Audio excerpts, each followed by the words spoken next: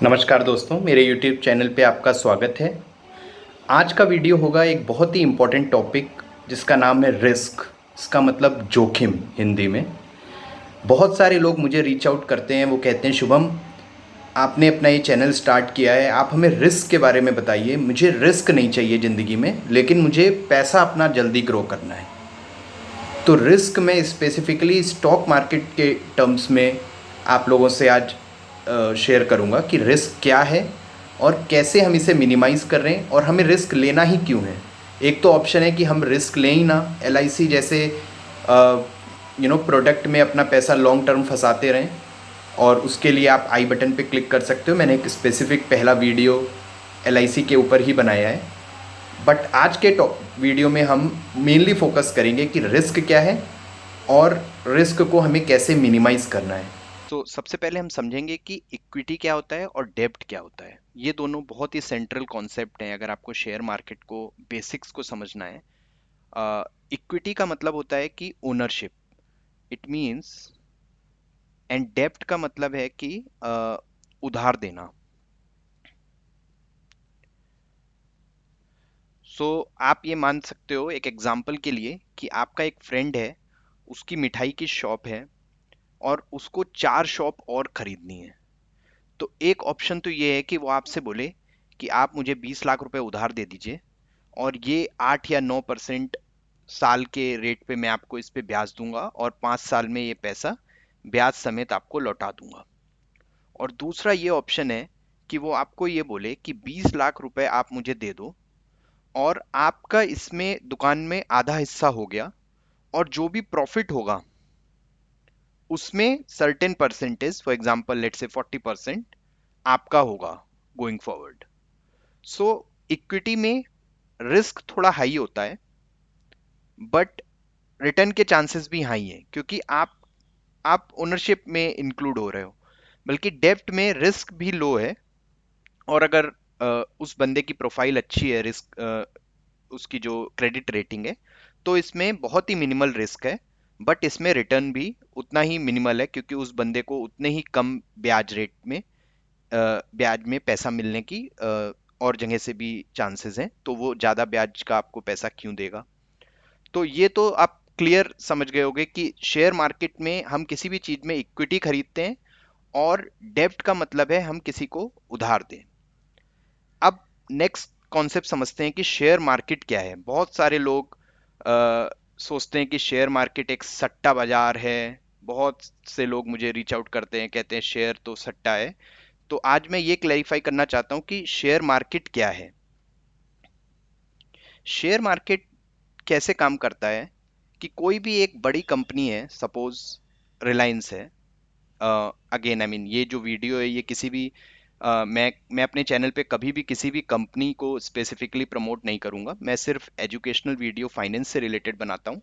But for example Reliance है और रिलायंस को, जैसे वो मिठाई शॉप थी, उन्हें एक्सपेंड करना था, रिलायंस को एक्सपेंड करना है अपना बिजनेस एंड उन्हें मार्केट से पैसा उठाना है। तो वो अपने आप को पब्लिक लेके गए होंगे किसी साल। सो उसके बाद लोग इसमें पैसा डालने लगे और इसका एक स्टॉक वैल्यू बन गया। जो भी बनाओ, सपोज 500 रुपए का इसका स्टॉक है, वो एक स्टॉक वैल्यू बन गया। अब ऑल ओवर द वर्ल्ड लगभग 700 करोड़ लोग हैं।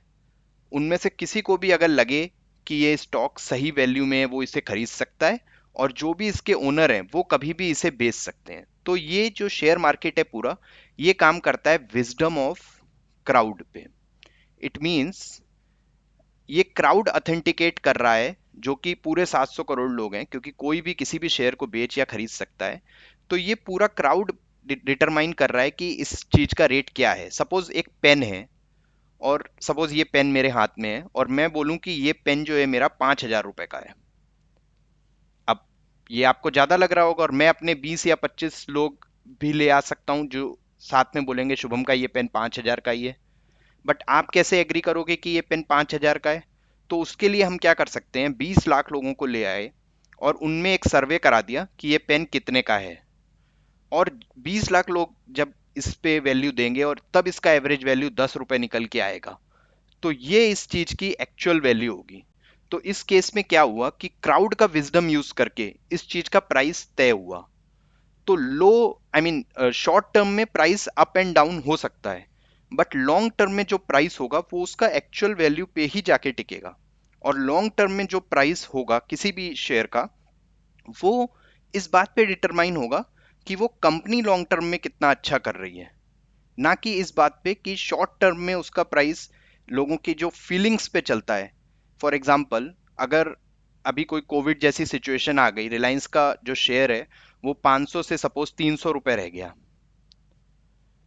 बट ये जो है ये उस सिचुएशन के लिए है, बट एक्चुअल में जो विजडम ऑफ क्राउड है वो इसका एक्चुअल में सोचता है इसकी वैल्यू 500 है। तो ये शॉर्ट टर्म के लिए प्राइस अप एंड डाउन इस तरह से हो सकता है, बट लॉन्ग टर्म में प्राइस यही रहेगा। फॉर एग्जाम्पल, 30 कंपनीज का एक कॉम्बिनेशन है, उसका पिछले 1986 से अभी तक का डेटा है।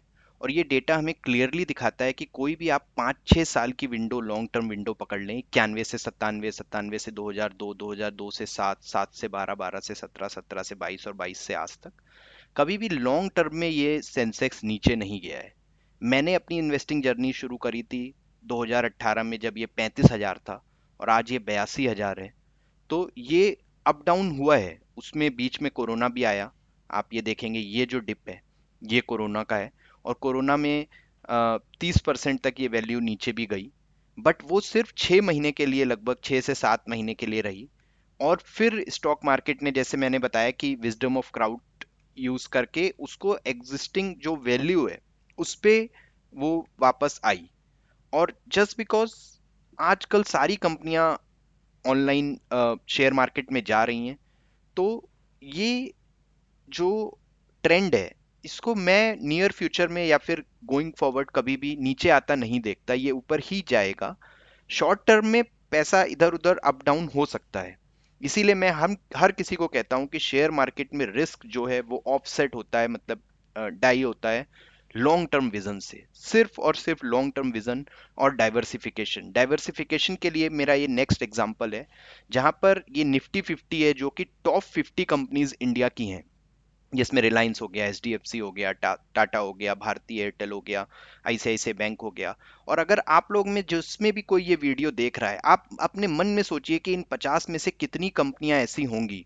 डेफिनेटली मैं बेट कर सकता हूँ 20 से 30 कंपनियां ऐसी होंगी जिनसे आप कहीं ना कहीं किसी ना किसी रूप में जुड़े हैं, आप उनके यूजर हैं। तो अगर हम इनका प्रोडक्ट यूज कर रहे हैं तो हम इनका बेनिफिट क्यों ना लें, इनके अ, जो इनको प्रॉफिट हो रहा है उसमें हम हिस्सा क्यों ना लें। अगर इनके पिछले 5 साल के रिटर्न देखें तो कुछ कंपनियां हैं जो 5 साल में 50% बढ़ी हैं, कुछ सिर्फ 10% ही बढ़ी हैं, हिंदुस्तान यूनिलीवर, लेकिन कुछ जो हैं वो 300% भी बढ़ गई हैं। तो कहने का मतलब ये है कि अगर कुछ ऐसा ऑप्शन हो कि मेरे पास 1,000 रुपए हैं और मैं 200-200 रुपए इन 50 कंपनियों में लगा दूं और 5 साल के लिए लगा दूं, तो पिछला डेटा ये दिखाता है कि हमारा पैसा 5 साल में डबल होना ही होना है। उन 50 में से 10 बहुत नीचे जाएंगी, 10 बहुत ऊपर जाएंगी, 30 एक नॉर्मल ग्रोथ से चलेंगी। फॉर एग्जाम्पल, ये 118% पे चली है, लेकिन ऑन एन एवरेज अगर मैं देखूं 5 साल में ये 100% रिटर्न, यानी कि पैसा डबल हो ही जाएगा अगर पिछला डेटा देखें। तो पॉइंट यहां पर ये है सिर्फ कि रिस्क तो है, मैं मान रहा हूं रिस्क है, बट रिस्क को अवॉइड करना ही सबसे बड़ा रिस्क है। एक बहुत ही पुरानी मैंने कहीं पे पढ़ा था, पता नहीं कहाँ पढ़ा था, उसमें ये था कि not taking risk is the biggest risk. Not taking risk is the biggest risk in life, biggest risk in life. So risk तो लेना है, बट हमें कैलकुलेटेड रिस्क लेना है, हमें वो नहीं करना है कि सट्टा नहीं खेल रहे हम। ना ना मैं कभी भी किसी को भी शेयर ट्रेडिंग का वो देता हूं कि सुबह शेयर खरीदा शाम को बेच दिया, नहीं। आपको लॉन्ग टर्म विजन रखना है।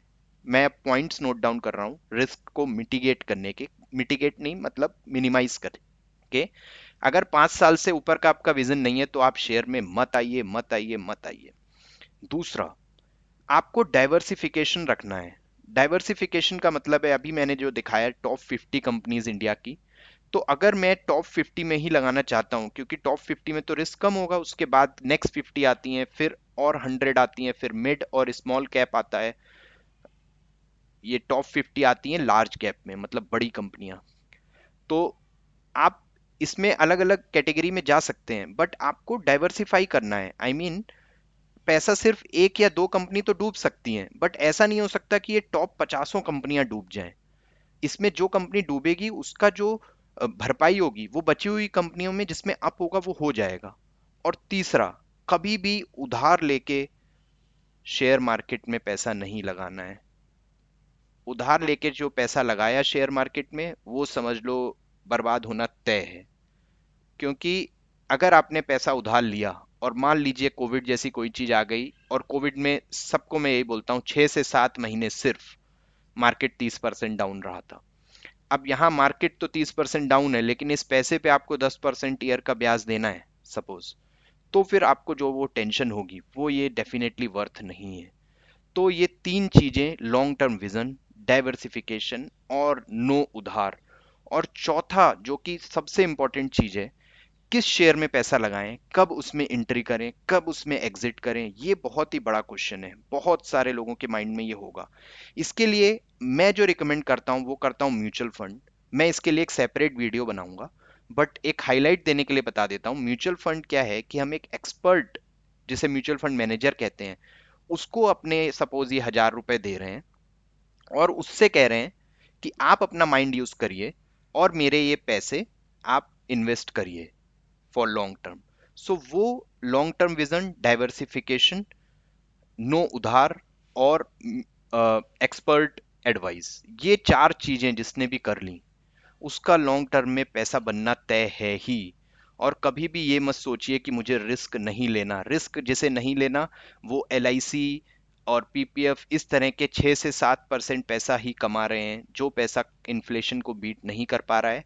ये नहीं कहता मैं ये जरूरी नहीं है, ये है जरूरी, बट इसका एक सर्टेन एलोकेशन होना चाहिए कि थोड़ा पैसा मैं इसमें भी लगाऊंगा, थोड़ा मैं उधर भी लगाऊंगा।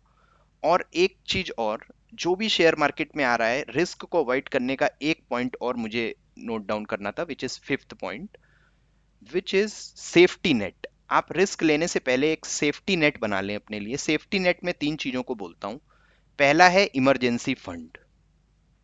इट मीन्स सपोज कोविड जैसी कोई चीज आई, मार्केट डाउन हुआ, तो आपके पास 12 महीने का आपका जो इमरजेंसी फंड है, वो खर्चा जो है 12 महीने का जो इसेंशियल खर्चा है, वो एक FD में या फिर डेब्ट फंड में होना ही चाहिए, मतलब लो रिस्क।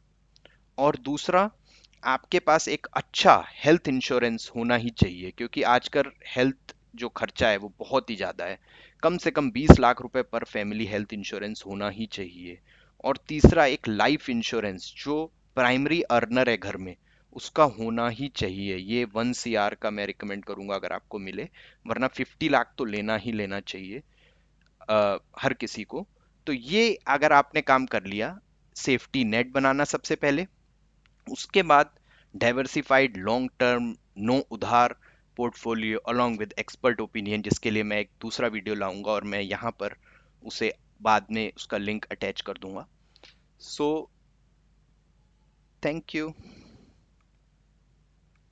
उम्मीद करता हूँ आपको आइडिया लगा होगा कि रिस्क क्या होता है, क्यों ज़रूरी है और रिस्क को हमें मिनिमाइज़ कैसे करना है।